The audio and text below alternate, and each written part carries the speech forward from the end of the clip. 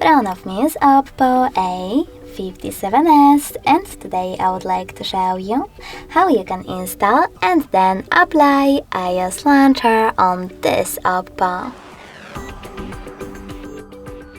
First of all, click on Play Store and tap on the search bar. Now type in iOS launcher and get this free app from this developer. When your app is ready, open it.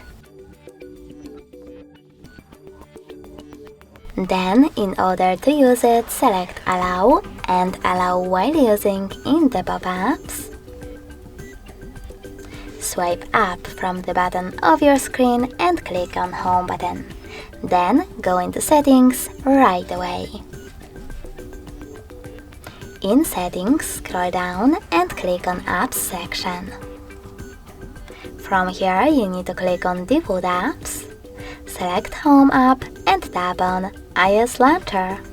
Lastly, select Got it in the pop-up and No Thanks or OK in this one. As you can see, after all that, my iOS launcher was successfully applied. If you wish to, you can switch between your layouts by going into exactly the same settings and choosing System Launcher or iOS one.